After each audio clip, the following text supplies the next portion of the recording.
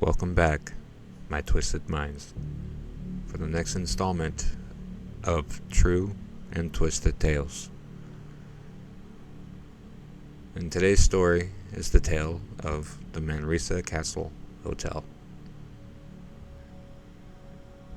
The Manresa Castle Hotel was built back in 1892 to become a 3-story, 30-room home for Charles and Kate Eisenbeiss, located in Port Townsend. Charles was an entrepreneur in the 1800s. His business interests were diverse, including brickworks, a bakery, brewery, bank, lumber mill, and a hotel.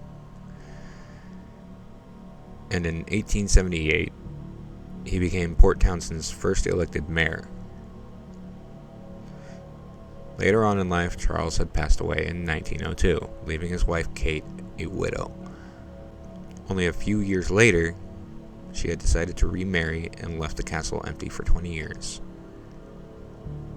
Then later on in 1927, the Jesuit priests had bought the building to use as a training college and spent their 16 years studying ascetic theology. 41 years later, the priests left the castle and was converted into a hotel. However, throughout the years, there had been many deaths surrounding this beautiful building. Men, women, children, passing away due to illness or accidents. Loda Eisenbeiss, granddaughter of Charles, passed away in 1907 at the age of 13 due to a heart infection in a Seattle hospital, but loved her grandfather's castle so much, it is to believe that her spirit traveled all the way there and has never left, and she is one of the spirits roaming the halls of the hotel. Father John Alden Murphy is speculated to have been an instructor at the college. He had disappeared, possibly drowned in the Puget Sound, after people had found his clothes neatly folded on the shores, suggesting he went to go for a swim and just got swept away by the current. A woman of the name of English Kate, staying in the hotel in 1921. She had waited for the love of her life from overseas to find out he had betrayed her. She was so upset she killed herself by jumping out the window of room 306. Another priest was found dead by suicide. He had hung himself in the attic above room 302, and so much more.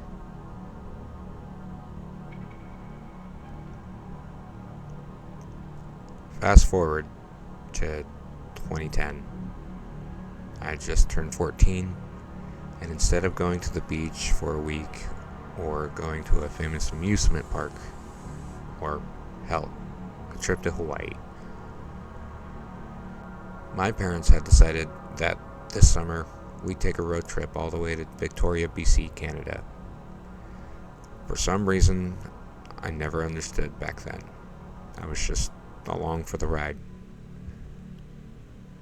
But I'm glad we did, because not only was I able to get some books I needed to finish the series I was reading at the time, which I think it was the Cirque du Freak series, but also the scenery, the places we stopped at, the culture of it all. I blame this trip for my love to travel places that are absolutely beautiful. However, it wasn't until we got into the place called Port Townsend. By this point in the trip, I felt weak, and I needed to get out of the car and stretch every part of my body, because I was cooped up in that damn car for so long. And it's moments like that where I be glad I'd be the one driving so I can make sure we make stops. Especially if there were abandoned places. I love to explore those kind of things.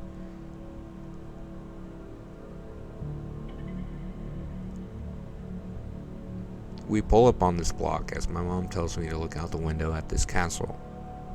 And I looked at it, and at the time I imagined everything bigger. Like, in this instance, when she said castle, I was thinking like something from medieval times, but that wasn't the case with this place.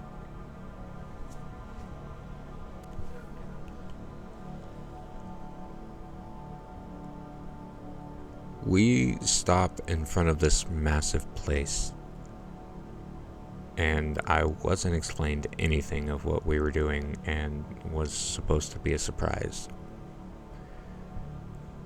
We get out of the car, and I'm thinking, is this supposed to be a museum of some sort? And my mom proceeds to tell me that this place is a hotel, and we're staying here.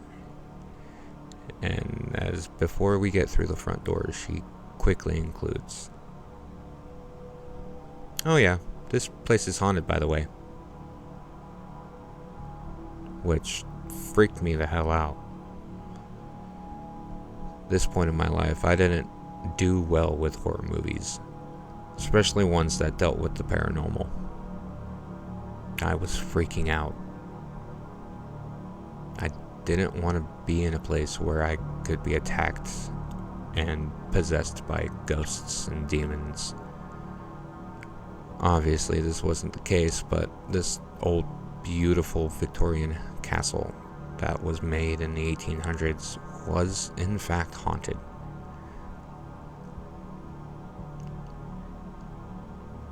My parents check us in, and we go back to the car to grab our bags to head to our room and check it out. It wasn't a very big room, just big enough to fit at least 2 full-size beds.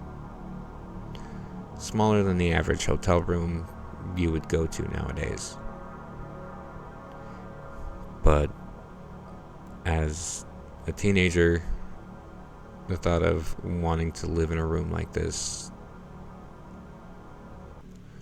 the wooden interior, the wallpaper, the furniture, all of it, it felt like I was in a movie set. It didn't feel real, but still, it was so cool to be there.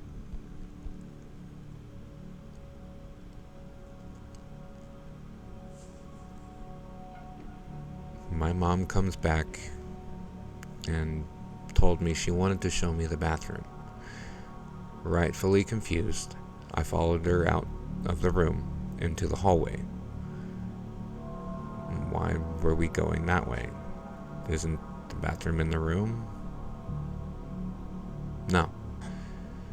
The door that was in the room was only to a small closet. The bathroom was actually down the hallway with a separate key to it. It was maybe 4 to 6 doors down from our room, which I didn't like, because what if I had to get up in the middle of the night to go pee in a haunted hotel, in a place that I have no idea if there's weirdos or kidnappers or someone who just wanted to harm me. These are the things that would normally run through my head. I was a worrisome kid. I never knew why. My mother then suggested we check out the rest of the hotel to see its beauty. Long hallways with evergreen colored carpets with old Victorian design. Old, thin wooden railings along the staircases. Every room with the same design, wooden frame, and door. Light bleeding through thin glass windows at the end of each side of the hallways, along with every 8 set of doors. This place was just breathtaking with an eerie sense of dread.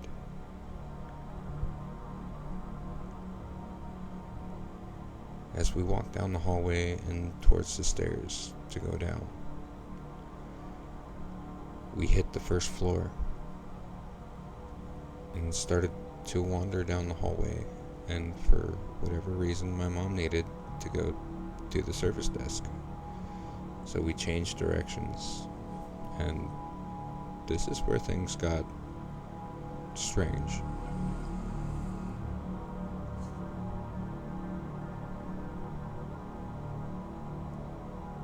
As we walked down the hallway, both my mother and I saw this pale-skinned woman with dark hair and a polka-dotted dress in front of us, seeming to be moving faster than us.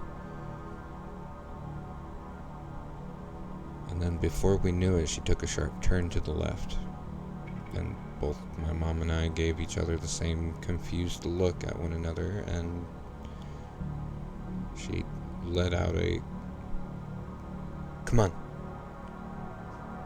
And we were almost running to where we saw the lady turn. And when we turned the corner,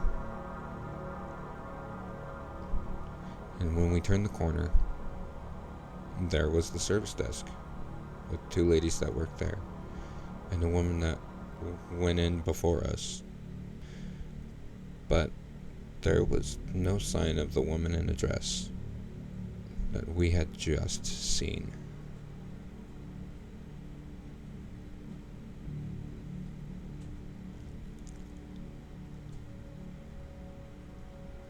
And then this woman said something that just made my stomach drop. She had asked the ladies behind the desk if she had seen a woman come through. A woman in a polka-dotted dress. The exact same description as the woman both my mother and I had just seen. The woman then turned to us and asked if we had seen her too, and my mom agreed, telling her we did see her. And that was it until the night of.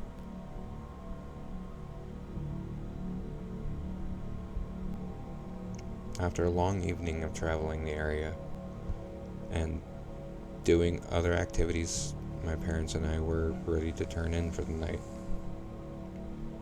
Now, I don't really remember anything happening specifically, other than after we laid down with the lights turned out.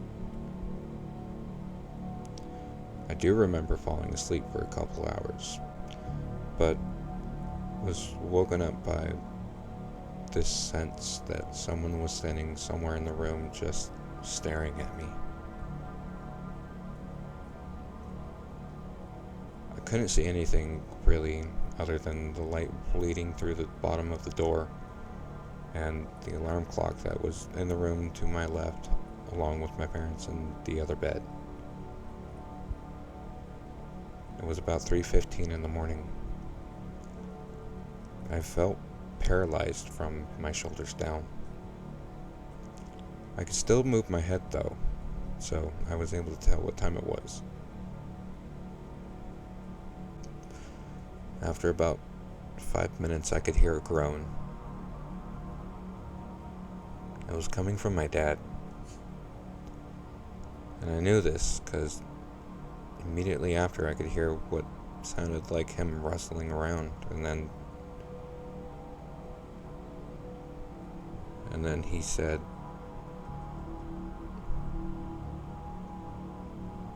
"Stop." I couldn't tell if he was talking in his sleep. He doesn't normally do that. "Luke, quit," he said, but I wasn't doing anything. I still couldn't move. I then hear my mother tell him, "He's not even doing anything. He's sleeping." Even though I was wide awake at this point. As I lay there, staring at the ceiling, or what I thought was the ceiling. I couldn't tell because of it being pitch black. It was dead silent for what felt like forever.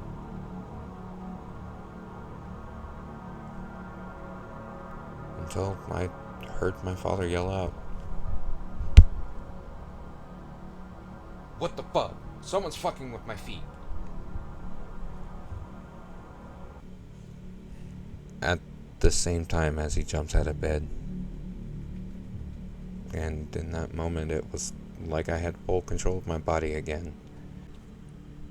And when I heard him move, as any normal instinct for a person who didn't know what was going on, I knew he was going to turn off the light. So I quickly turned over and closed my eyes tight. And so he did exactly that. Turned on the lights. And as I lay there pretending to be asleep, I could hear my mother say,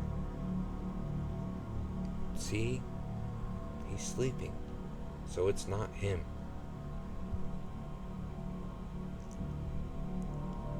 And then both my parents went back and forth about what happened to my father, explaining to my mother that it felt like somebody was messing with his feet, or at least the sheet around his feet. And then hearing a child laugh before the sheet began to pull off of him.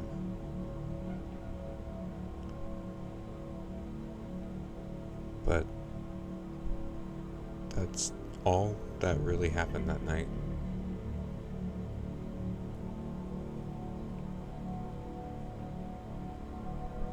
Nothing really happened after that. We finished our trip and headed home.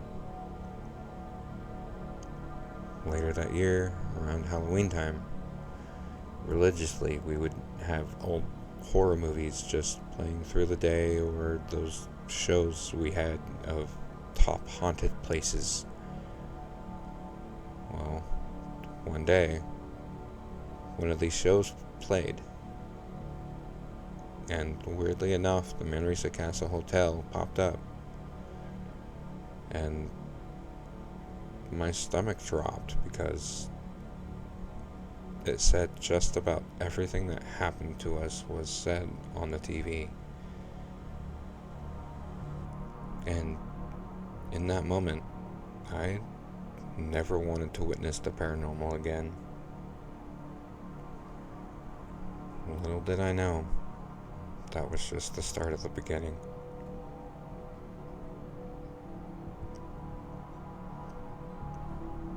Thank you, everyone, for listening.